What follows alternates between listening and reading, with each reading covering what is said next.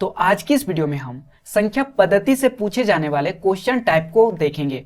हम देखेंगे कि आखिर संख्या पद्धति से किस किस टाइप के क्वेश्चन आएंगे। आपको बता दूं, संख्या पद्धति से टोटल 6 क्वेश्चन पूछे जाएंगे, ठीक है ना। आपको बता दूं, इस चैप्टर से टोटल 6 क्वेश्चन पूछे जाएंगे, ठीक है ना। और मैं गारंटी से कह सकता हूं कि अगर आपने इस वीडियो को पूरा देख लिया तो आपका 6 नंबर कहीं नहीं जाने वाला है, ठीक है ना। आप इस वीडियो को पूरा देखें, 6 नंबर आपके हाथ में होगा। तो सबसे पहले हम लोग टाइप 1 में देखेंगे कि टाइप 1 में किस तरह के क्वेश्चन आएंगे।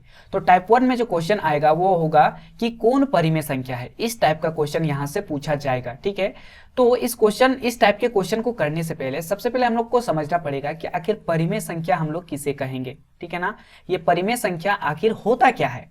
तो परिमेय संख्या का सीधा सा मतलब ये होता है कि वैसी संख्या जिसे हम P/Q के रूप में लिख सकते हैं, ठीक है ना। उसे हम लोग क्या कहेंगे, परिमेय संख्या कहेंगे, ठीक है। जैसे कि मान लेते हैं 2/3। 2/3 क्या है, एक परिमेय संख्या है। क्यों?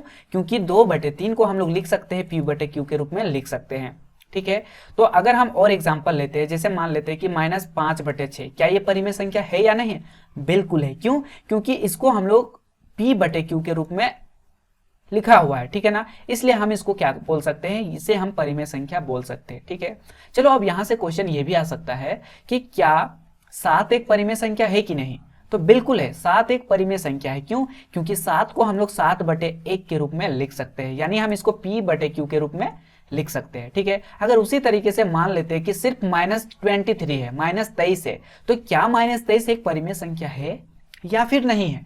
तो -23 भी एक परिमेय संख्या है। क्यों? क्योंकि -23 को हम लोग लिख सकते हैं -23/1, ठीक है ना। नीचे कुछ नहीं है, इसका मतलब हम नीचे 1 लिख सकते हैं, ठीक है। यानी इसको हम लोग P/Q के रूप में लिख सकते हैं, और जिसे हम P/Q के रूप में लिख सकते हैं उसे हम लोग क्या बोलते हैं, उसे हम लोग बोलते हैं परिमेय संख्या। तो आई होप आपको समझ में आ गया होगा परिमेय संख्या। अब हम लोग क्वेश्चन करेंगे। तो यहां पर क्वेश्चन नंबर 1 करेंगे। तो क्वेश्चन नंबर 1 में क्या कहा है कि निम्नलिखित में कौन परिमेय संख्या है। यहां पे पूछा है कि कौन परिमेय संख्या है। तो पहला ऑप्शन क्या है, 0, ठीक है। दूसरा ऑप्शन है √2, और तीसरा ऑप्शन है पाई, और चौथा ऑप्शन है इनमें से कोई नहीं, ठीक है। तो यहां पर आपको बता दूं, 0 एक परिमेय संख्या है। क्यों? क्योंकि 0 को हम लोग लिख सकते हैं 0/1 के रूप में, ठीक है ना। यानी 0 के नीचे कुछ नहीं है, तो यहाँ पर 1 नीचे हम लोग डिवाइड कर सकते हैं, ठीक है। यानी इसको हम लोग किस तरह से लिख दिए, P/Q के रूप में इसको हम लोग लिख सकते हैं। इसलिए 0 क्या है, यह एक परिमेय संख्या है। तो ऑप्शन नंबर 2 में क्या है, √2। तो अगर हम √2 को सॉल्व करेंगे, ठीक है ना, तो √2 को जब सॉल्व करेंगे तो उसका रिजल्ट क्या आएगा, 1.4142, और इस तरह से चलते रहेगा, ठीक है ना। तो इसको हम लोग P/Q के रूप में नहीं लिख सकते। पाई का भी मान उसी तरह होता है, ठीक है ना। पाई का मान क्या होता है, 3.14, और इस तरह से ये क्या है, चलते रहता है, ठीक है ना। तो पाई को भी हम लोग P/Q के रूप में नहीं लिख सकते, ठीक है। किसे लिख सकते हैं P/Q के रूप में, 0 को, ठीक है ना। इसलिए 0 क्या है, यह एक परिमेय संख्या है।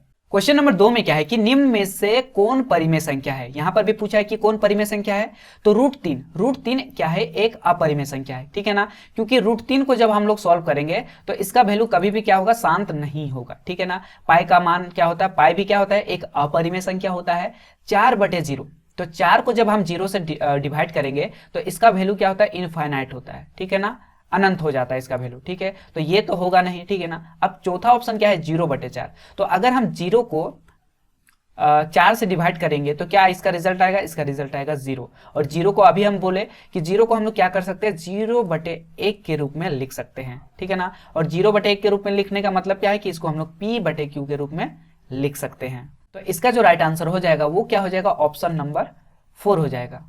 तो क्वेश्चन नंबर 3 भी सेम क्वेश्चन है, निम्नलिखित में कौन परिमेय संख्या है, ठीक है। तो अभी हमने देखा कि √2 क्या है, एक अपरिमेय संख्या है। √23 भी क्या है, यह एक अपरिमेय संख्या है, ठीक है ना। क्यों है अपरिमेय संख्या? क्योंकि जब हम √23, ठीक है ना, इसको जब सॉल्व करेंगे तो इसका रिजल्ट क्या आएगा, 4.7958, और इस तरह से क्या चलते रहेगा इसका वैल्यू, ठीक है ना। कभी भी ये शांत नहीं होगा, और शांत नहीं होगा तो हम इसको P/Q के रूप में नहीं लिख सकते।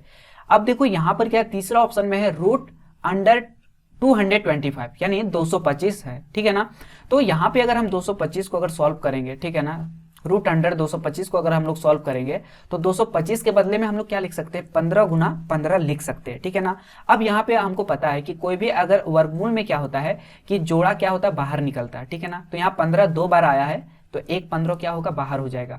तो ये जो 15 आया है, क्या इस 15 को हम लोग P बटे Q के रूप में लिख सकते हैं कि नहीं, बिल्कुल लिख सकते हैं, ठीक है ना। अब यहाँ पे देख सकते हैं कि 15 है तो 15 के नीचे कुछ नहीं है, यानी यहाँ पर हम नीचे एक लगा सकते हैं, यानी 15 को हम P बटे Q के रूप में लिख सकते हैं। और जिसको हम P बटे Q के रूप में लिख सकते हैं उसको हम लोग क्या बोलते हैं, उसको हम लोग बोलते हैं परिमेय संख्या। तो यहाँ पे इसका जो राइट आंसर हो जाएगा, ये जो है परिमेय संख्या, वो क्या हो जाएगा, रूट अंडर 225। ऑप्शन नंबर 3 सही हो जाएगा। क्वेश्चन नंबर 4 भी सेम क्वेश्चन है कि कौन परिमेय संख्या है, ठीक है। तो देखो 2√5, तो 2√5 में क्या है, 2 तो परिमेय संख्या है, लेकिन यहाँ पे √5 क्या है, √5 एक अपरिमेय संख्या है, ठीक है ना। तो ये पूरा क्या हो जाएगा, ये पूरा अपरिमेय संख्या हो जाएगा, ठीक है ना। ऑप्शन नंबर 2 में देखेंगे तो यहाँ पे आप देख सकते हैं कि 2√7 और डिवाइडेड में क्या है 7√7। तो यहाँ पे अगर हम इसको सॉल्व करेंगे तो ये क्या हो जाएगा, अगर 2√7 है और नीचे कितना है 7√7, तो अगर हम इसको सॉल्व करेंगे तो यहाँ पे √7 ऊपर में है और √7 नीचे है, तो ये दोनों कट जाएगा, बचेगा क्या, बचेगा यहाँ पे 2/7। तो 2/7 बचेगा, यानी ये क्या है, P बटे Q के रूप में ये लिख सकते हैं। और जिसको हम लोग P बटे Q के रूप में लिख सकते हैं वो क्या होता है, परिमेय संख्या होता है। इसका मतलब कि ये जो है 2√7 और बटे में 7√7, ये एक क्या है, ये एक परिमेय संख्या है। तो इसका जो है ऑप्शन नंबर 2 सही हो जाएगा। अब क्वेश्चन नंबर 5 करेंगे, जिसमें क्वेश्चन क्या है, क्वेश्चन सेम क्वेश्चन है कि कौन परिमेय संख्या है, ठीक है। तो 3/√2, तो √2 क्या है, √2 जो है वह एक अपरिमेय संख्या है, ठीक है ना। √2 क्या है, एक अपरिमेय संख्या है, ठीक है ना। तो जब ये अपरिमेय संख्या है तो ये टोटल क्या हो जाएगा, ये टोटल हो जाएगा अपरिमेय संख्या, ठीक है ना। अब ऑप्शन नंबर 2 में क्या है, 1/2। तो ऑप्शन नंबर 2 में 1/2 है, क्या ये परिमेय संख्या के रूप में है या नहीं, बिल्कुल है। ये जो है P बटे Q के रूप में है, यानी ये P बटे Q के रूप में है। इसका मतलब ये क्या हुआ कि 1/2 ये क्या है, ये एक परिमेय संख्या है। और वही क्वेश्चन में पूछा था कि परिमेय संख्या कौन है, तो यहाँ पे ऑप्शन नंबर 2 सही हो जाएगा। 1/2 ये एक परिमेय संख्या है, ठीक है ना। तो अगर हम अगले ऑप्शन की तरफ चलेंगे तो यहाँ पे क्या है, √2। तो √2 क्या है, एक अपरिमेय संख्या है। √2 जो है वो क्या है, एक अपरिमेय संख्या है। और √11 भी क्या है, एक अपरिमेय संख्या है, ठीक है। क्योंकि √11 को जब सॉल्व करेंगे तो हम उसको P बटे Q के रूप में नहीं लिख सकते, और जब √2 को जब सॉल्व करेंगे तो इसका रिजल्ट क्या आएगा, 1.41, और इस तरह से ये चलता रहेगा, यानी इसको भी हम P बटे Q के रूप में नहीं लिख सकते, ठीक है। तो आई होप ये क्वेश्चन आपको समझ में आया होगा। क्वेश्चन नंबर 6 में सेम क्वेश्चन है कि कौन परिमेय संख्या है। तो अभी मैंने बताया कि √2 जो है, √2 क्या है, एक अपरिमेय संख्या है। √3 भी क्या है, एक अपरिमेय संख्या है। और √5 भी क्या है, एक अपरिमेय संख्या है। लेकिन √4 जो है वो क्या है, एक परिमेय संख्या है। क्यों है परिमेय संख्या, क्योंकि √2 जो है, √4 जो है, √4 को हम लोग कैसे लिख सकते हैं, √4 को हम लोग क्या लिख सकते हैं, 4 के बदले में हम लोग क्या लिख सकते हैं, 2 गुना 2। और हम जानते हैं कि वर्गमूल में अगर जोड़ा होता है तो एक क्या होता है, बाहर निकल जाता है, यानी 2 यहाँ पर 2 बार आया है तो 1 2 क्या हो जाएगा, रूट के बाहर चला जाता है। इसका मतलब जो है इसको जो √4 को जब सॉल्व करेंगे तो कितना आएगा, 2। और 2 को हम लोग लिख सकते हैं 2/1 के रूप में। क्यों, क्योंकि 2 के नीचे कुछ नहीं है, यानी इसके नीचे हम लोग 1 से डिवाइड कर सकते हैं। और जब 1 से डिवाइड कर सकते हैं तो यानी इसको हम लोग P बटे Q के रूप में लिख सकते हैं। और P बटे Q के रूप में लिख सकते हैं, इसका मतलब ये कौन सा संख्या कहलाएगा, ये कहलाएगा परिमेय संख्या। आपको बता दूं कि इस टाइप का एक क्वेश्चन जरूर आएगा, ठीक है ना। ये पूरी गारंटी है कि इस टाइप का एक क्वेश्चन तो जरूर आएगा। इसलिए इस टोटल 6 क्वेश्चन है, इसको समझ ले कि कौन परिमेय और कौन अपरिमेय संख्या है, ठीक है ना। आप इसको अच्छे से समझकर एग्जाम देने जाइएगा। अब हम टाइप 2 के क्वेश्चन को देखेंगे, ठीक है। तो टाइप 2 में जो क्वेश्चन आएगा वो आएगा, 2 परिमेय संख्याओं के बीच की संख्या निकालने के लिए आपको कहा जाएगा, ठीक है ना। तो किसी भी 2 परिमेय संख्याओं के बीच की संख्या निकालने का बेस्ट तरीका क्या है, उसका एक फॉर्मूला होता है, ठीक है ना। मान लेते हैं कि कोई परिमेय संख्या a है, ठीक है, a है और एक परिमेय संख्या b है, और इन दोनों के बीच अगर परिमेय संख्या निकालना है तो इसका फॉर्मूला क्या होता है कि इन दोनों परिमेय संख्या, ठीक है, a और b को क्या करना है, जोड़ देना है, a प्लस b, और 2 से क्या कर देना है, डिवाइड कर देना है, ठीक है। तो डिवाइड करने के बाद जो भी आएगा वही क्या हो जाएगा, इन दोनों a और बीच की परिमेय संख्या आ जाएगा, ठीक है ना। तो फॉर्मूला सिंपल सी बात है कि किसी भी 2 संख्याओं के बीच अगर परिमेय संख्या निकालने के लिए कहा जाए तो करना क्या है, उन दोनों संख्याओं को जोड़ देना है, ठीक है ना, और 2 से क्या करना है, डिवाइड कर देना है। ठीक है, अगर यहाँ पर आपको नहीं समझ में आ रहा है तो चलो हम लोग क्वेश्चन के थ्रू हम लोग समझ लेते हैं। तो पहला जो क्वेश्चन है, पहला क्वेश्चन क्या है कि निम्न में से कौन परिमेय संख्या 3 और 4 के बीच स्थित है। ठीक है, यानी यहाँ पर 2 परिमेय संख्या दिया गया है। ठीक है ना, पहला परिमेय संख्या क्या है, 3 है, और दूसरा परिमेय संख्या क्या है, 4 है। अब इन दोनों के बीच परिमेय संख्या निकालना है कि आखिर 3 और 4 के बीच कौन सा परिमेय संख्या है। ठीक है, तो अभी मैंने फॉर्मूला बताया था कि कोई भी अगर 2 परिमेय संख्या दिया रहेगा, ठीक है ना, कोई भी, तो करना क्या होता है, उन दोनों संख्याओं को जोड़ देना है और 2 से डिवाइड कर देना है। ठीक है, तो यहाँ पे 2 परिमेय संख्या क्या क्या है, एक 3 है, ठीक है, एक 3 है और एक क्या है, 4 है। ठीक है, तो अगर इसके बीच की परिमेय संख्या निकालना है तो फॉर्मूला क्या होता है, इन दोनों परिमेय संख्याओं को जोड़ देना है। तो हम यहाँ पे क्या करेंगे, 3 और 4 को क्या करेंगे, जोड़ देंगे और 2 से क्या करना है, डिवाइड कर देना है। तो देखो 3 और 4 को जोड़ेंगे तो कितना आएगा, 7, और नीचे क्या है, 2, तो 7/2। ठीक है, तो यहाँ पे आप ऑप्शन देख सकते हैं, 7/2 ऑप्शन नंबर 3 में है। ठीक है ना, ऑप्शन में, तो इसका मतलब ऑप्शन नंबर 3 यहाँ पर सही हो जाएगा। ठीक है ना, 7/2। उसी तरीके से अगला जो क्वेश्चन है, 2 तथा 3 के बीच निम्न में से कौन सी परिमेय संख्या है। इसमें पूछा है कि 2 और 3 के बीच कौन सी परिमेय संख्या है। तो सिंपल सी बात है, 2 परिमेय संख्या दिया है ना, तो इन दोनों को जोड़ देना है। 2 और 3 को क्या करेंगे, जोड़ देंगे, और इसको कितना से डिवाइड किया जाता है, 2 से डिवाइड कर देंगे। तो कितना हो जाएगा, 2 और 3 को जोड़ेंगे 5, और नीचे कितना आ जाएगा, 2, यानी 5/2 क्या हो जाएगा, 2 और 3 के बीच वाली संख्या आ जाएगा। ठीक है, तो 5/2 आप देख सकते हैं, ऑप्शन नंबर यहाँ पे डी में है, तो यहाँ पे ऑप्शन नंबर डी यहाँ पर सही हो जाएगा। ठीक है, अगला भी सेम क्वेश्चन है कि निम्न में कौन परिमेय संख्या 1 और 2 के बीच स्थित है। मतलब 2 परिमेय संख्या दिया है और उसके बीच में कौन सी परिमेय संख्या है, ये पता लगाना है। तो पता लगाने का बहुत ही आसान फॉर्मूला क्या है, जो दिया है, ठीक है, जो भी परिमेय संख्या दिया है उसको करना क्या है, उन दोनों को जोड़ देना है। तो 1 दिया है और क्या दिया है, 2, इसके बीच पूछा है, तो इन दोनों को जोड़ देंगे और 2 से डिवाइड कर देंगे। तो कितना जगह, 1 और 2 को जोड़ेंगे तो 3, और नीचे कितना आएगा, 2, तो 3/2। आप देख सकते हैं ऑप्शन नंबर 2 में यहाँ पे दिया है 3/2, तो ऑप्शन नंबर यहाँ पर 2 सही हो जाएगा। तो अब हम अगला क्वेश्चन करेंगे, और अगला क्वेश्चन भी सेम है। ठीक है ना, पूछा है कि निम्न में से कौन सी परिमेय संख्या 3/5 और 4/5 के स्थित है। तो यहाँ पे पहला परिमेय संख्या क्या दिया गया है, 3/5, और दूसरा परिमेय संख्या दिया गया है 4/5, और पूछा है कि इन दोनों के बीच कौन सी परिमेय संख्या है।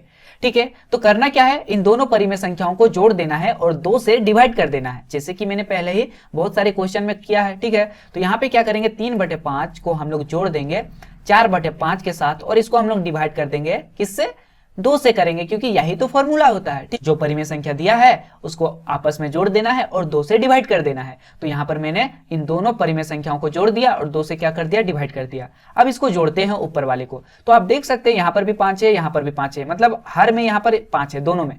तो जब दोनों का हर बराबर रहता है तो ऊपर वाले को सीधा जोड़ देते हैं। 3 और 4 को जोड़ेंगे तो कितना हो जाएगा, 7। ठीक है, और नीचे डिवाइड में क्या है, 2 है, तो यहाँ पे हम लिख देंगे बटे में 2।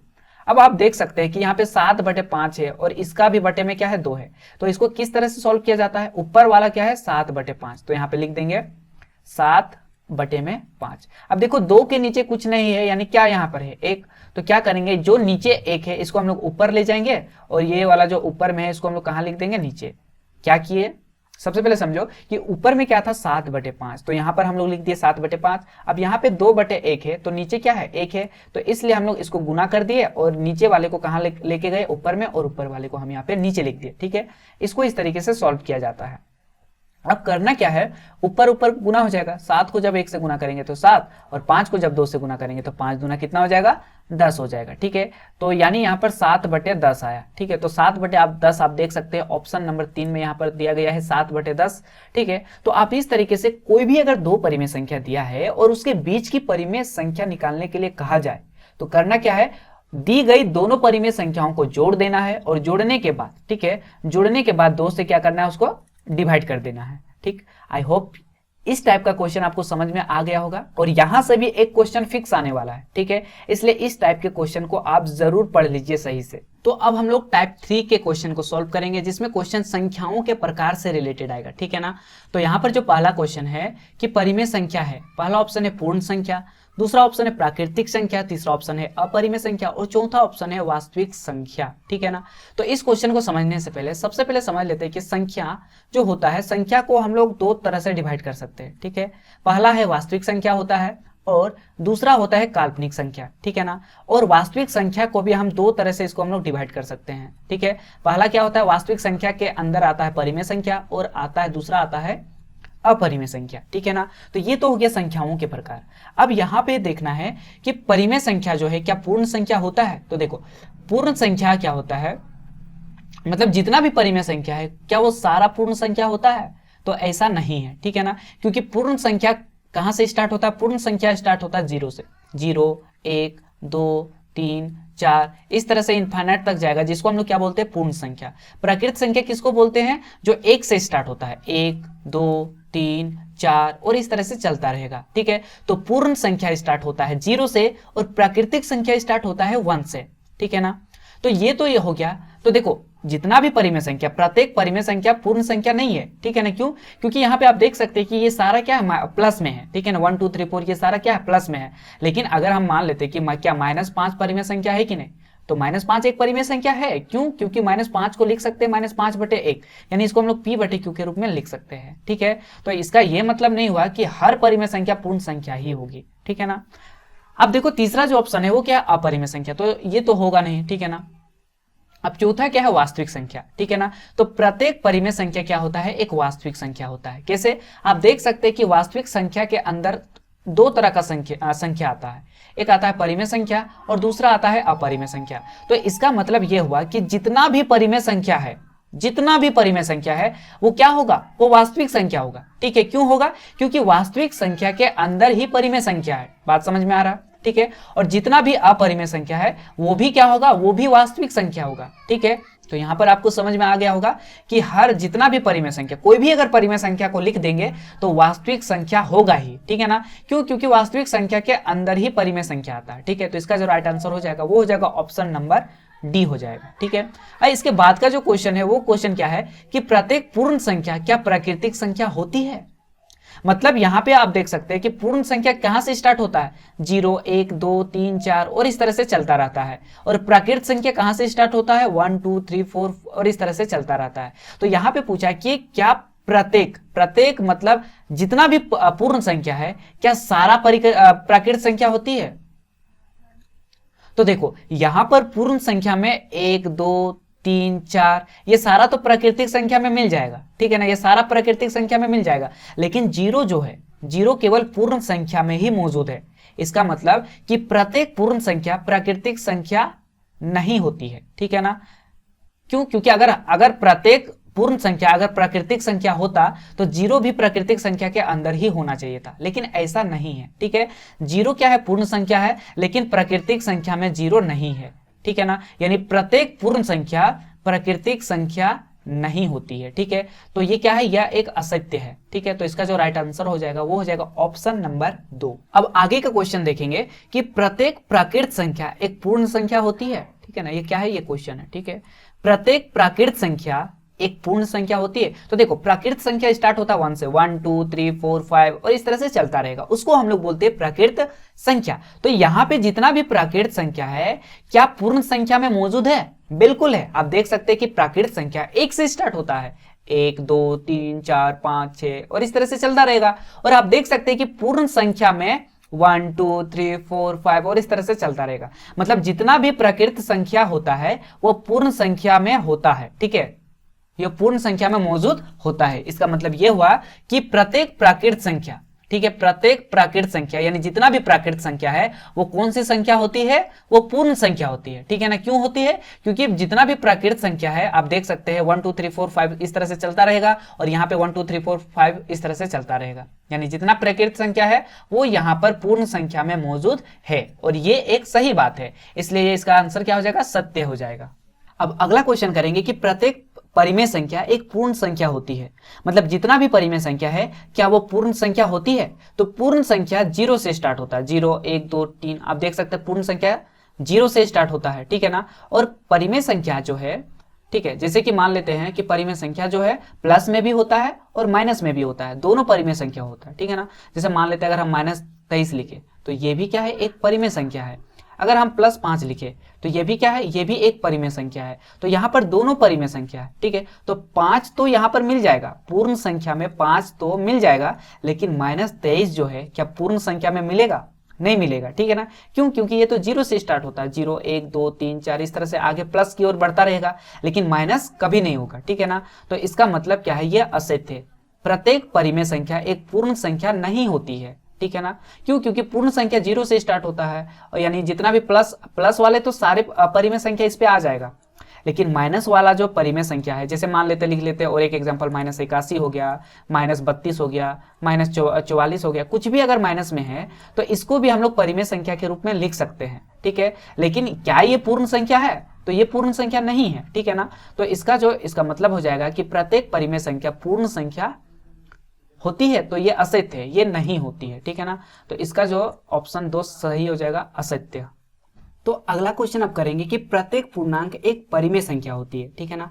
मतलब जितना भी पूर्णांक है एक परिमेय संख्या होती है। तो सबसे पहले यहाँ पे समझना पड़ेगा कि आखिर पूर्णांक हम किसको कहेंगे, ठीक है। तो पूर्णांक किसको कहेंगे? पूर्णांक जो होता है वो ऋणात्मक संख्या और पूर्ण संख्या से मिलकर बनता है। ऋणात्मक संख्या का मतलब क्या है? जैसे कि -5, -4, -3, -2, -1, इसको हम लोग बोलेंगे ऋणात्मक संख्या। और इस तरह से इधर क्या होगा, माइनस माइनस बढ़ते जाएगा, जैसे -6, -7, -8, -9, इस तरह से इस साइड बढ़ते जाएगा। पूर्ण संख्या क्या होता है? पूर्ण संख्या क्या होता है? जो 0 से स्टार्ट होता है, तो 0 1 2 3 4 और इस तरह से बढ़ता रहेगा, ठीक है। तो इन सभी संख्याओं को हम लोग क्या बोलेंगे? पूर्णांक। इसका मतलब ये हुआ कि पूर्णांक प्लस और माइनस, ठीक है, दोनों आता है। पूर्णांक के अंतर्गत प्लस वाले संख्या भी आता है और माइनस वाला संख्या भी आता है, ठीक है ना, और 0 भी आता है। ये सारा जो है पूर्णांक के अंदर काउंट होता है, ठीक है। अब मान लेते हैं कि प्रत्येक पूर्णांक क्या परिमेय संख्या होता है? तो बिल्कुल होता है। अगर मान लेते हैं कि इसमें से माइनस वाला अगर संख्या को उठा ले, जैसे कि ये -5, तो -5 को अगर हम उठा लेते हैं तो -5 एक परिमेय संख्या है कि नहीं? बिल्कुल है, क्योंकि -5 को हम लोग -5/1 के रूप में लिख सकते हैं, ठीक है। अगर यहाँ पे 4 है तो 4 को भी हम लोग लिख सकते हैं 4/1 के रूप में। -3 है तो -3 को हम लोग लिख सकते हैं -3/1। अगर 3 है तो इसको भी हम लोग लिख सकते हैं 3/1। मतलब सबको यहाँ पर हम P/Q के रूप में लिख सकते हैं, जितना भी पूर्णांक है। पूर्णांक प्लस में भी होता है, और पूर्णांक माइनस में भी होता है, ठीक है ना। दोनों से मिलने, यानी प्लस वाला संख्या और माइनस वाला संख्या मिलने से ही क्या बनता है? पूर्णांक बनता है। तो जितना भी पूर्णांक है वो सारा क्या है? वो सारा परिमेय संख्या है, ठीक है ना। उसको हम लोग परिमेय संख्या के रूप में लिख सकते हैं। -3 को -3/1 के रूप में लिख सकते हैं, 3 को 3/1 के रूप में लिख सकते हैं, 4 को 4/1 के रूप में लिख सकते हैं, ठीक है। तो इस तरीके से जितना भी पूर्णांक है उसको हम लोग P/Q के रूप में लिख सकते हैं, ठीक है। इसका मतलब ये क्या है कि प्रत्येक पूर्णांक संख्या एक परिमेय संख्या है। क्यों? क्योंकि प्रत्येक पूर्णांक संख्या को हम P/Q के रूप में लिख सकते हैं, यानी ये एक क्या है? परिमेय संख्या। इसका मतलब ये क्या है? यह सत्य है। अगला क्वेश्चन है कि निम्न में कौन सत्य है, ठीक है ना। कौन सत्य है वो पता लगाना है। तो पाई और 22/7 दोनों परिमेय संख्या है? तो नहीं। पाई जो होता है वो क्या होता है? पाई एक अपरिमेय संख्या है, लेकिन 22/7 क्या है? एक परिमेय संख्या है, ठीक है। तो दोनों परिमेय संख्या यहाँ पर नहीं है, सिर्फ 22/7 ही परिमेय संख्या। तो ये तो ऑप्शन होगा नहीं, ये सत्य नहीं है। पाई और 22/7 दोनों परिमेय संख्या है? नहीं, ठीक है ना। पाई तो अपरिमेय संख्या है, ठीक है ना, लेकिन 22/7 क्या है? वो परिमेय संख्या है। इसका मतलब ये भी क्या है? सही नहीं है, ठीक है ना। अब देखो, पाई परिमेय, पाई क्या परिमेय है? बिल्कुल नहीं, पाई एक अपरिमेय संख्या है, ठीक है ना। और 22/7 क्या होता है? परिमेय संख्या होता है, लेकिन यहाँ पे दिया क्या है? अपरिमेय संख्या। तो ये तो सारा सर गलत है, ठीक है ना। चौथा ऑप्शन क्या है? पाई अपरिमेय, ये बिल्कुल सही है। पाई जो होता है वो क्या होता है? एक अपरिमेय संख्या होता है, और 22/7 क्या है? एक परिमेय संख्या है। तो ये बिल्कुल सही है। तो इसका जो राइट आंसर हो जाएगा वो हो जाएगा ऑप्शन नंबर 4। पाई अपरिमेय संख्या होता है और 22/7 एक परिमेय संख्या होता है। अगला यहाँ पर क्वेश्चन है कि निम्नलिखित में कौन अभाज्य संख्या है? अभाज्य संख्या किसको बोलते हैं? ये तो आपको पता होगा, और नहीं पता है तो यहाँ पे जरा समझ लो। अभाज्य संख्या उस संख्या को बोलेंगे जो खुद से कटता हो और 1 से, ठीक है, जो खुद से विभाज्य होता है। विभाज्य का मतलब भाग लगता है। जो खुद से भाग लगता है और किससे लगेगा? 1 से लगेगा, ठीक है ना, और 1 से बस, ठीक है, उसी को हम लोग बोलते हैं अभाज्य संख्या। तो यहाँ पर जो 2 जो है, 2 यहाँ पर अभाज्य संख्या है, ठीक है ना। ये जो 2 है, 2 क्या है? एक अभाज्य संख्या है, और ये सबसे छोटी अभाज्य संख्या है, ठीक है। क्यों? क्योंकि 2 जो है वो खुद से कटेगा। अगर 2 को काटना है तो किससे काट सकते हैं? 2 से ही काट सकते हैं, ठीक है ना। अगर हमको 2 को अगर काटना है तो किससे काट सकते हैं? 2 से ही काट सकते हैं, ठीक है ना। और दूसरा किससे काट सकते हैं? 1 से ही हम इसको काट सकते हैं, ठीक है ना। काटने का मतलब उसको विभाज्य कर सकते हैं, ठीक है। तो यहाँ पे जो अभाज्य संख्या वो क्या है? वो 2 है, और ये सबसे छोटी अभाज्य संख्या होती है 2, ठीक है। अगला क्वेश्चन है कि दो पूर्णांकों का गुणनफल हमेशा होता है, ठीक है। तो अगर हम दो पूर्णांकों को गुणनफल करेंगे, ठीक है, तो वह हमेशा क्या आएगा, वह हमेशा पूर्णांक ही आता है। अब देखो अगला जो क्वेश्चन है वो है कि पाई किस प्रकार की संख्या है। तो आपको बता दूं, पाई जो होता है, पाई एक अपरिमेय संख्या है, ठीक है ना। पाई होता है एक अपरिमेय संख्या, लेकिन यहाँ पे पहला ऑप्शन है प्राकृतिक संख्या, तो ये तो होगा नहीं। दूसरा ऑप्शन है पूर्ण संख्या, ये भी नहीं होगा। तीसरा ऑप्शन है परिमेय संख्या, ये भी नहीं होगा, ठीक है। और चौथा ऑप्शन है इनमें से कोई नहीं। तो इसका जो राइट आंसर हो जाएगा ऑप्शन नंबर डी, ठीक है, क्योंकि यहाँ पर ऑप्शन पर अपरिमेय संख्या है ही नहीं। अब जब ऑप्शन पे अपरिमेय संख्या नहीं है, लेकिन एक चीज है इनमें से कोई नहीं, इसलिए इसका जो आंसर हो जाएगा वो हो जाएगा इनमें से कोई नहीं। तो अब अगला क्वेश्चन है कि वास्तविक संख्या है, ठीक है। ऑप्शन ए में है परिमेय संख्या, ऑप्शन बी में है अपरिमेय संख्या, ऑप्शन सी में है ए तथा बी दोनों, और ऑप्शन डी में है इनमें से कोई नहीं। तो वास्तविक संख्या परिमेय और अपरिमेय दोनों होता है, ठीक है ना। वास्तविक संख्या जो होता है परिमेय और अपरिमेय दोनों संख्या होता है, ठीक है ना। कैसे होता है, तो चलो हम लोग इसको पहले भी देखे थे। तो यहाँ पर आप देख सकते हैं कि वास्तविक संख्या जो है, वास्तविक संख्या के अंदर ही क्या आता है, परिमेय संख्या और अपरिमेय संख्या, ठीक है ना। तो वास्तविक संख्या परिमेय भी होता है और अपरिमेय भी होता है, दोनों होता है, ठीक है ना। तो वास्तविक संख्या परिमेय और अपरिमेय दोनों होता है, क्योंकि परिमेय और अपरिमेय संख्या वास्तविक संख्या के अंदर ही आता है। तो आई होप ये क्वेश्चन आपको समझ में आया होगा, और इसका जो राइट आंसर हो जाएगा वो हो जाएगा ऑप्शन नंबर सी, दोनों, ठीक है। वास्तविक संख्या परिमेय और अपरिमेय दोनों होता है। अगला क्वेश्चन है कि दो परिमेय संख्याओं का गुणनफल हमेशा निम्न में से क्या होता है। किसी भी दो परिमेय संख्याओं को गुना करेंगे तो वह हमेशा क्या आएगा, वह हमेशा परिमेय संख्या ही आएगा। जैसे मान लेते हैं कि तीन एक परिमेय संख्या है, और अगर हम ले लेते हैं पांच भी एक क्या है, परिमेय संख्या है। तो अगर हम इसको गुना करेंगे तो क्या आएगा 15, और 15 भी एक परिमेय संख्या है। क्यों, क्योंकि 15 को हम लोग लिख सकते हैं 15/1 के रूप में, ठीक है ना। यानी 15 भी एक परिमेय संख्या है। अब अगला क्वेश्चन है कि जीरो किस प्रकार की संख्या है। ऑप्शन ए में है अपरिमेय संख्या, ऑप्शन बी में है अभाज्य संख्या, ऑप्शन सी में है विषम संख्या, और ऑप्शन डी में है परिमेय संख्या। तो जीरो जो है वह अपरिमेय संख्या नहीं है, ठीक है ना। अपरिमेय संख्या किसको बोलेंगे, जिसको हम लोग p/q के रूप में नहीं लिख सकते, लेकिन जीरो को हम p/q के रूप में लिख सकते हैं, ठीक है ना। क्या ये अभाज्य संख्या है, बिल्कुल नहीं है। क्या ये विषम संख्या है, बिल्कुल नहीं है। तो जीरो क्या है, जीरो एक परिमेय संख्या है। क्यों, क्योंकि जीरो को हम लोग लिख सकते हैं 0/1 के रूप में, हम इसको लिख सकते हैं, ठीक है। और 0/1 का लिखने का मतलब है कि इसको हम लोग p/q के रूप में लिख सकते हैं, और अगर p/q के रूप में लिख सकते हैं, इसका मतलब ये कौन सी संख्या कहलाएगा, ये कहलाएगा परिमेय संख्या। अब अगला क्वेश्चन है प्रत्येक परिमेय संख्या है। तो प्रत्येक परिमेय संख्या क्या पूर्ण संख्या होता है, बिल्कुल नहीं होता है। क्या प्राकृत संख्या होता है, बिल्कुल नहीं होता है। क्या अपरिमेय संख्या होता है, बिल्कुल नहीं होता है। प्रत्येक परिमेय संख्या क्या होता है, वास्तविक संख्या होता है, ठीक है ना। क्यों, क्योंकि अभी ना मैंने बताया था कि वास्तविक संख्या के अंदर कौन कौन सी संख्या आता है, दो तरह का संख्या आता है, ठीक है ना। एक आता है परिमेय संख्या, ठीक है ना, एक आता है परिमेय संख्या, और दूसरा क्या आता है, अपरिमेय संख्या, ठीक है। तो जितना भी परिमेय संख्या है वो क्या होता है, वास्तविक संख्या। इसलिए प्रत्येक परिमेय संख्या कौन सी संख्या होता है, वास्तविक संख्या। तो अब हम लोग टाइप 4 के क्वेश्चन को सॉल्व करेंगे, ठीक है। और टाइप 4 में क्वेश्चन आएगा व्यंजक को सरल करना, ठीक है। यानी इस पे कुछ व्यंजक दिया रहेगा और उसको सरल करने के लिए बोला जाएगा, ठीक है। तो यहाँ पे चलो हम लोग समझ लेते हैं कि आखिर व्यंजक को कैसे सरल किया जाता है, ठीक है ना। जैसे कि यहाँ पे पहला जो व्यंजक है 6√5 × 2√5, ठीक है। तो इसको सरल करना है, ठीक है। तो गुना में क्या होता है पता है, गुना में जो रूट के बाहर है, जैसे रूट के बाहर क्या है 6 है, और रूट के बाहर क्या है 2 है, तो 6 और 2 को पहले गुना कर दो। तो 6 और 2 को अगर गुना करेंगे तो कितना आएगा, 12 आएगा कि नहीं, ठीक है ना। और 12 आने के बाद अब देखो रूट के अंदर क्या क्या है, रूट के अंदर यहाँ पर 5 है, और रूट के अंदर यहाँ पर 5 है। तो √5 और √5 को गुना कर दो, ठीक है ना। √5 और √5 को हम लोग क्या कर देंगे, गुना कर देंगे। तो देखो 12 का क्या आएगा, 12 आएगा, और √5 और √5 को अगर हम गुना करेंगे तो क्या होगा, √5 का स्क्वायर कर सकते हैं कि नहीं, कर सकते हैं, ठीक है ना। क्यों, क्योंकि देखो पहले पढ़ा होगा कभी ना कभी कि अगर 3 बार गुना है तो इसको हम लोग क्या लिख सकते हैं, 2 का पावर 3 लिख सकते हैं, ठीक है। अगर 2 मान लेते हैं 4 बार गुना है, ठीक है, तो हम क्या लिख सकते हैं, 2 का पावर 4। उसी तरह √5 जो है, ठीक है, √5 कितना बार गुना है, ये 2 बार है, तो √5 को हम लोग स्क्वायर कर सकते हैं, ठीक है। अब देखो यहाँ पे 12 का 12 हो जाएगा, और आपको पता होगा कि कभी भी स्क्वायर और रूट एक साथ नहीं रहता है, ठीक है। तो स्क्वायर और रूट क्या हो जाएगा, कैंसिल हो जाएगा, तो सिर्फ क्या बचेगा 5। तो यहाँ पे लिख देंगे 5। अब 12 को जो 5 से मल्टीप्लाई करेंगे तो क्या आएगा 60, 12 बचे कितना होता है 60। तो इसका जो राइट आंसर हो जाएगा वो हो जाएगा ऑप्शन नंबर 2 हो जाएगा, ठीक है ना। तो अब हम लोग अगला क्वेश्चन करेंगे, जिसमें क्वेश्चन है 8√15 डिवाइडेड बाय 2√3। मतलब क्या करना है, इसको भाग देना है। डिवाइडेड का मतलब क्या है, भाग। तो इसको भाग देके चेक करना है, ठीक है ना। तो देखो यहाँ पे क्या करेंगे, सबसे पहले 8√15 को ऊपर में लिखेंगे, ठीक है।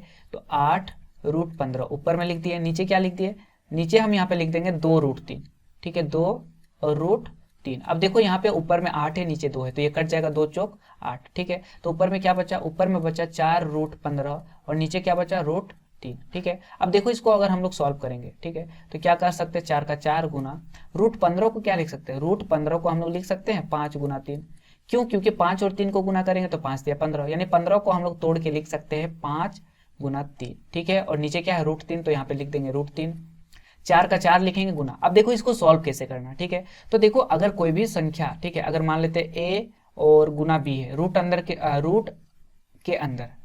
रूट के अंदर अगर दो संख्या गुना में है तो इसको हम लोग अलग अलग लिख सकते हैं, ठीक है। √a को अलग कर देंगे और √b को भी हम लोग अलग अलग लिख सकते हैं। अगर ये रूट के अंदर एक ही साथ है तो हम इसको अलग अलग भी लिख सकते हैं, ठीक है ना। तो इसको हम लोग क्या करेंगे, अलग अलग लिख देंगे। तो इसको हम लोग लिख देंगे √5 और इस √3 को अलग कर देंगे, √3, ठीक है। और नीचे क्या है, √3। तो आप देख सकते हैं नीचे √3 और √3 क्या हो गया, कट गया। तो क्या बचा यहाँ पे 4√5, ठीक है। तो आप देख सकते हैं यहाँ पे ऑप्शन में कितना है, ऑप्शन 3 में यहाँ पे है 4√5। तो इसका जो राइट आंसर हो जाएगा ऑप्शन नंबर 3। अगला क्वेश्चन है 5√3 माइनस 2√3। तो देखो यहाँ पे माइनस में है, यानी इसको घटाना है। तो देखो रूट के पहले क्या है, रूट के पहले 5 है और इस रूट के पहले क्या है, 2 है। तो 5 में से अगर हम 2 को घटा देंगे तो क्या बचेगा, 3, ठीक है। और यहाँ पर भी √3 है और यहाँ पर भी √3 है। तो ये घटा में जो रूट के अंदर रहेगा वो वैसा ही रहता है, ठीक है ना। अगर √5 रहता है तो √5 लिखते हैं, √3 है यहाँ पर, इसलिए हम यहाँ पे क्या लिखते हैं, √3, ठीक है ना।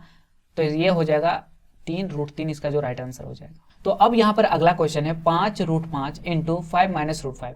मतलब क्या है कि इसको क्या करना है, गुना करना है, सॉल्व करना है। तो देखो यहाँ पे एक फॉर्मूला लग रहा है, कौन सा फॉर्मूला है ये, इसको 5 को अगर हम a मानेंगे और √5 को अगर हम b मानेंगे, ठीक है, तो ये क्या हो जाएगा, a प्लस बी इंटू इस 5 को a मानेंगे और यहाँ माइनस है तो माइनस लगा देंगे और √5 को हम लोग क्या माने थे, b, ठीक है। तो देखो a प्लस बी और a माइनस बी क्या होता है, फॉर्मूला होता है a² माइनस b², ये इसका फॉर्मूला होता है, ठीक है। तो यहाँ पे उसी फॉर्मूला का यूज करके हम लोग यहाँ पे बनाएंगे।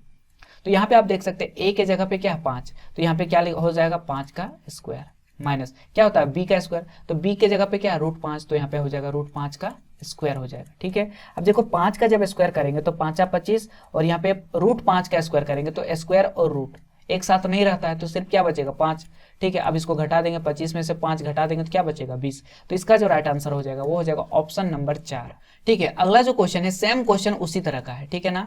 यहाँ पे आप देख सकते हैं कि क्या है 3 प्लस √3 इंटू 3 माइनस √3। ये भी कौन सा फॉर्मूला है, उसी फॉर्मूला। ये देखो a, इसको मान लेते b, तो a प्लस बी हो गया और ये क्या हो गया a माइनस बी, ठीक है। इस फॉर्मूला के रूप में ये है और इसका फॉर्मूला क्या होता है a² माइनस क्या होता है b²। और यहाँ पे आप देख सकते हैं a के जगह पे क्या है 3 है, यानी 3 का स्क्वायर कर सकते हैं माइनस b का स्क्वायर होता है, b के जगह पे क्या है √3 का स्क्वायर। तो यहाँ पे हम √3 का स्क्वायर कर देंगे, 3 का स्क्वायर करेंगे तो 3 3 9 माइनस रूट और स्क्वायर एक साथ नहीं रहता है तो क्या बचेगा, सिर्फ 3 बचेगा। अब हम इसको घटाएंगे तो कितना बचेगा, 9 में से 3 घटेगा तो 6 बचेगा। तो इसका जो राइट आंसर हो जाएगा वो हो जाएगा ऑप्शन नंबर 2, ठीक है।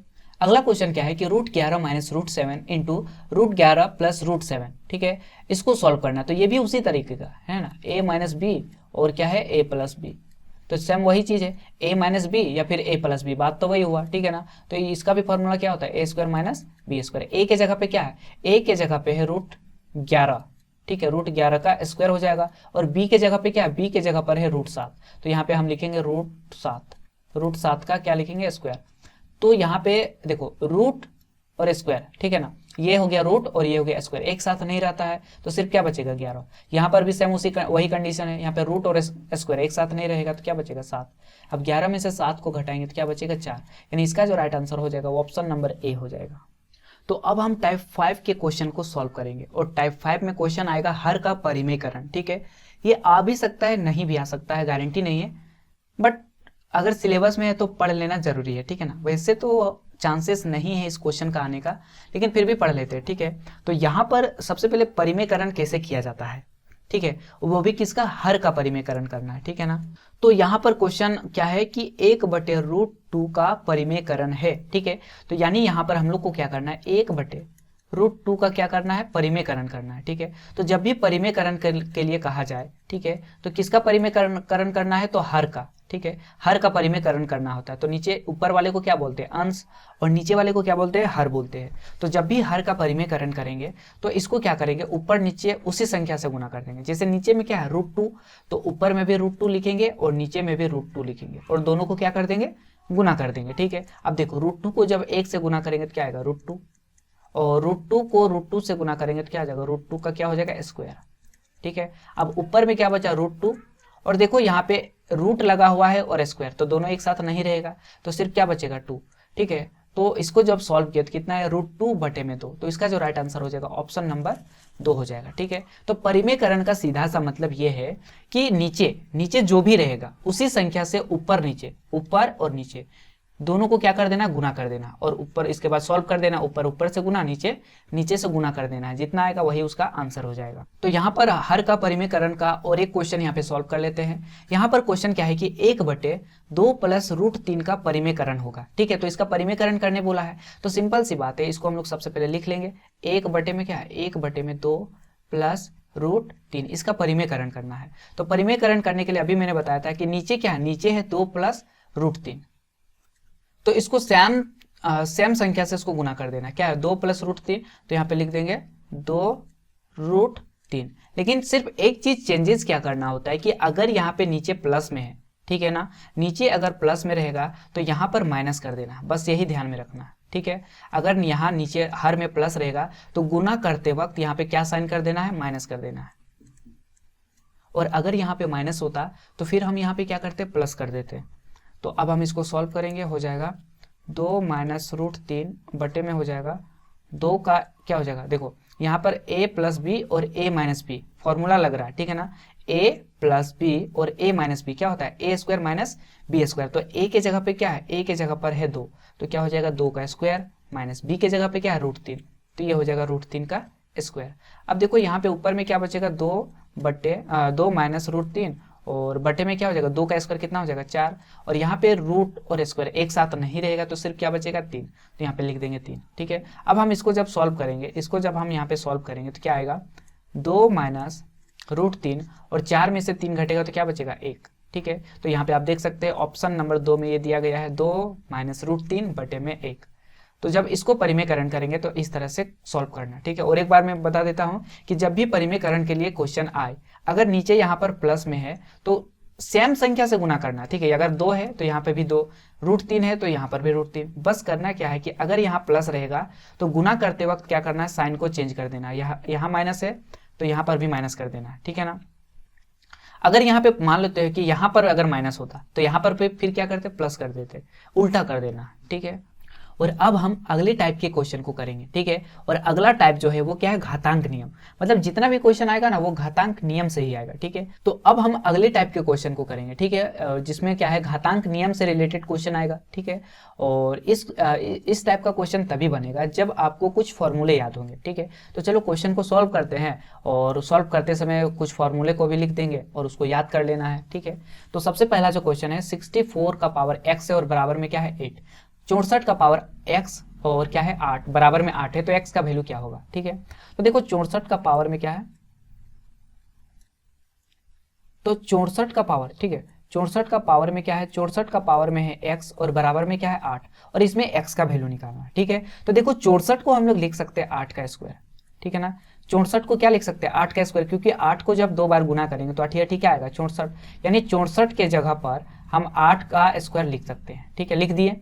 अब देखो यहाँ पे x है, इसका भी पावर क्या है x, तो यहाँ पे हम क्या कर दिए, x लगा दिए। अब यहाँ पे बराबर में क्या है 8, तो 8 लिख दिए। ठीक है, अब यहाँ पे ध्यान ये रखना है कि जब भी ये यहाँ पर एक फॉर्मूला लगेगा, वो कौन सा फॉर्मूला लगेगा कि अगर किसी का पावर m है, किसी का पावर अगर m है और इसका भी पावर अगर n है, ठीक है ना, तो ये दोनों जो पावर है आपस में क्या हो जाता है, गुना हो जाता है। तो इसको हम लोग लिख देंगे a का पावर क्या लिख देंगे m n, बात समझ में आया, इसका पावर क्या हो जाएगा mn हो जाएगा। ठीक है, तो देखो यहाँ पर 8 का पावर 2 और इसका भी पावर x है, तो इन दोनों पावर को गुना करेंगे।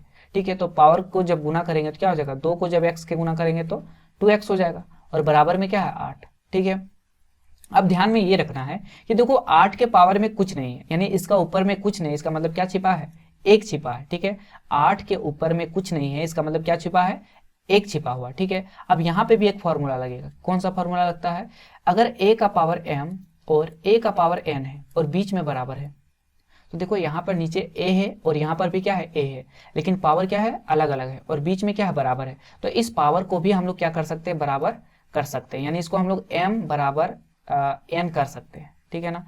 ये इसका होता है फॉर्मूला, ठीक है। तो देखो यहाँ पे पावर इस यहाँ पर भी 8 है, यहाँ पर भी 8 है, तो जब ये दोनों बराबर है तो इसका पावर को भी क्या कर सकते हैं, बराबर कर सकते हैं। यानी 2x को हम लोग किसके बराबर कर सकते हैं, 1 के बराबर। अब यहाँ पे x का वैल्यू निकालना है तो x बराबर क्या हो जाएगा, 1 का 1 लिखेंगे, और ये 2x जो है 2 के साथ क्या है, ये गुना में है, तो जब इसको इधर करेंगे तो ये क्या हो जाएगा, भागा में हो जाएगा, ठीक है। यानी x का वैल्यू कितना आ जाएगा, 1/2। तो इसका जो राइट आंसर हो जाएगा वो हो जाएगा ऑप्शन नंबर ए, 1/2। अब यहाँ पर अगला क्वेश्चन है 2 का पावर -3, इसका क्या वैल्यू होगा, ठीक है। तो ये भी एक फॉर्मूला का ही पार्ट है, ठीक है।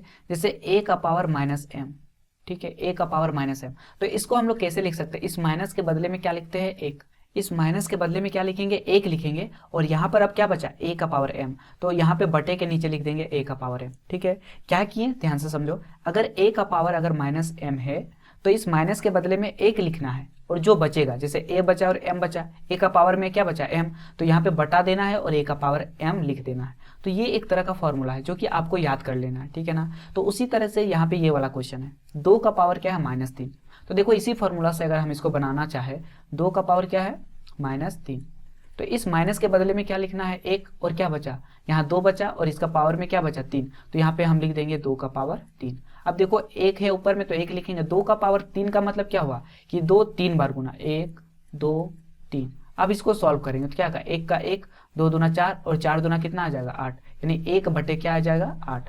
तो इसका जो राइट आंसर हो जाएगा ऑप्शन नंबर सी हो जाएगा।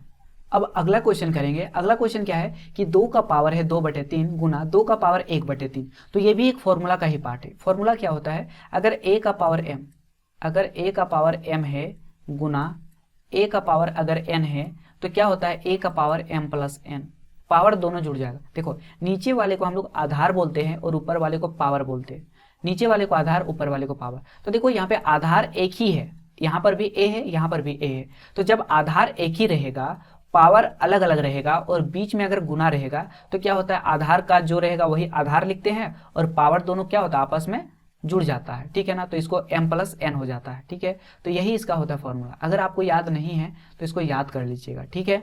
अब यहाँ पे इसको बनाते हैं इसी फॉर्मूला से, क्या है, 2 का पावर है 2/3, ठीक है, प्लस फिर क्या है, 2 का पावर कितना है, 1/3, ठीक है, इसको लिख दे। अब देखो यहाँ पे आधार एक ही है, जैसे यहाँ पे आधार क्या था, a था, यहाँ पर भी a था, यहाँ पे आधार क्या है, 2 है, और यहाँ पर भी आधार क्या है, 2, तो 2 का क्या लिख देंगे, 2, और इसका पावर क्या होगा, ये जो पावर है क्या हो जाएगा, जुड़ जाएगा, ठीक है। ये पावर क्या होगा, जुड़ जाएगा, क्यों, क्योंकि बीच में क्या है, गुना का साइन है, तो यहाँ पे पावर जोड़ देते हैं, 2/3 प्लस 1/3, ये पावर है, ठीक है। अब देखो यहाँ पर क्या हो जाएगा, 2 का 2 लिखेंगे। अब इसको सॉल्व करेंगे, ये क्या है, भिन्न का जोड़ है, तो पावर में ये है, ठीक है। अब देखो नीचे क्या है, 3 3 है, तो जब दोनों नीचे में 3 रहेगा तो ऊपर में डायरेक्ट इसको जोड़ दिया जाता है, 2 को 1 से जोड़ेंगे तो क्या आएगा, 3, यानी 2 का पावर कितना होगा, 3/3, तो ये कट जाएगा एक बार में, यानी 2 का पावर कितना आ गया, 1, और 2 का पावर 1 का मतलब क्या, 2, ठीक है। तो इसका जो राइट आंसर हो जाएगा वो हो जाएगा ऑप्शन नंबर 3 हो जाएगा।